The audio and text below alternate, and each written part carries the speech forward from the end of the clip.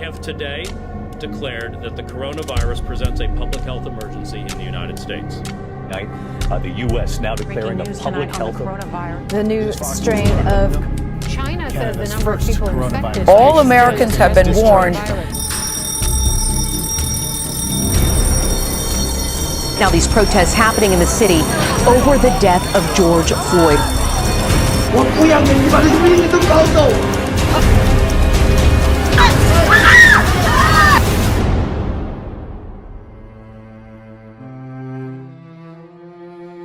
In the scripture, God says to Moses, I have seen the affliction of my people.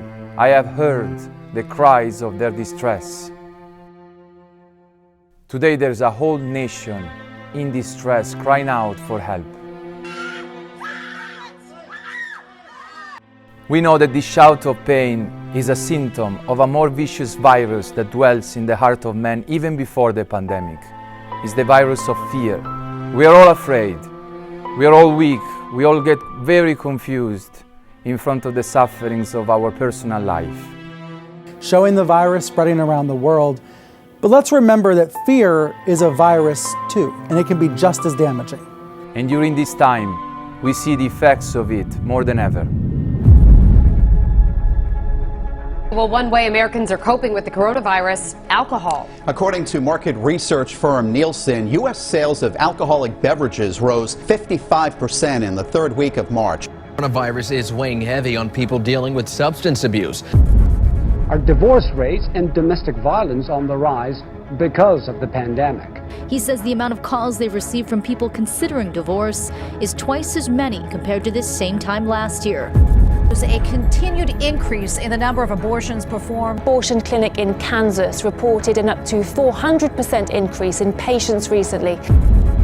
Coronavirus may be new, but it's triggering something downright primal in many of us: fear and anxiety. Health experts say that the second surge related to the coronavirus pandemic could be a mental health crisis. Many have a lot to be worried about. 22% of Californians have felt anxiety at least 1 to 2 days a week.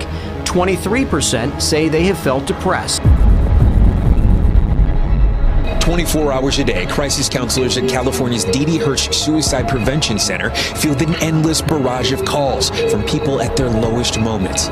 In this graphic from the health department, you could see the increase in week-to-week numbers from February to March. The sharpest increase was 15 suicides within 14 days. Yeah, these deaths of despair numbers are very unsettling. Mentioned COVID-19 is going to exacerbate exponentially the amount of suicide.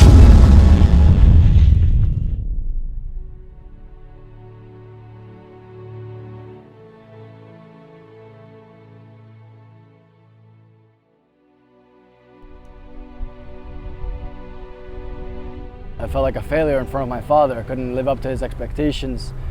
I couldn't be the man that he wanted me to be. So getting high and drinking and running away and partying was my way of numbing myself and sort of killing my pain. This, for me, was the way I looked for help, you know?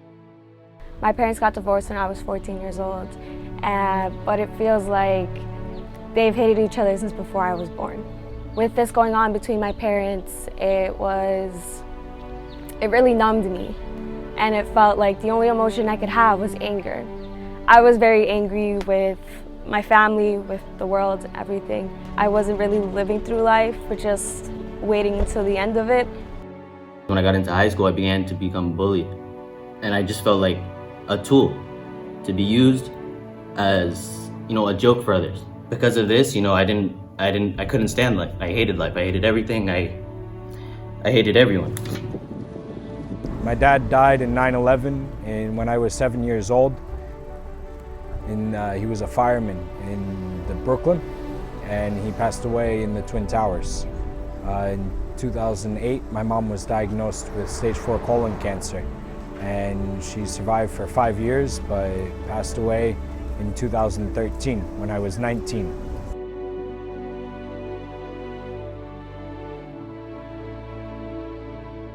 We are a group of youth who have been beating ourselves of this virus of fear. In our personal sufferings, we have cried out, and God had listened to us.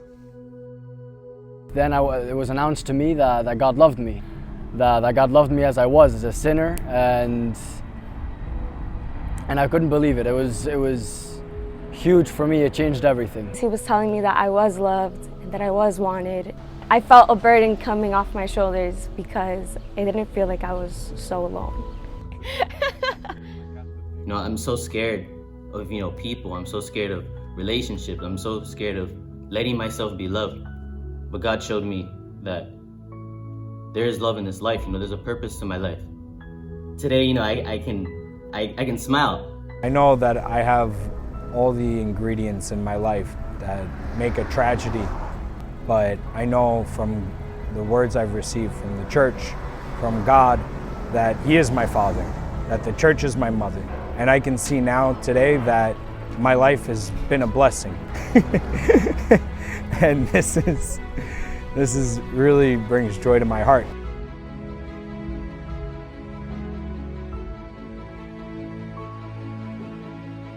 Following the teaching of the gospel, where Jesus Christ sends the disciples 2 by 2 in mission, without money, without an extra tunic, to announce the resurrection of Jesus Christ over death, we ourselves want to go out in mission 2 by 2 to the cities of the United States from the 1st to the 15th of July. During this time, we will go out to the streets of America without bringing food, money, no cell phone. In our pocket, we will have only a round-trip ticket. We will take the place of the poorest, and we will announce to them what the Lord has done for us in our lives. We will experience the providence of God, depending totally on Him. We want to be witness of hope, of the resurrection, of the love of God in this time in which many people are disoriented, are confused, are afraid.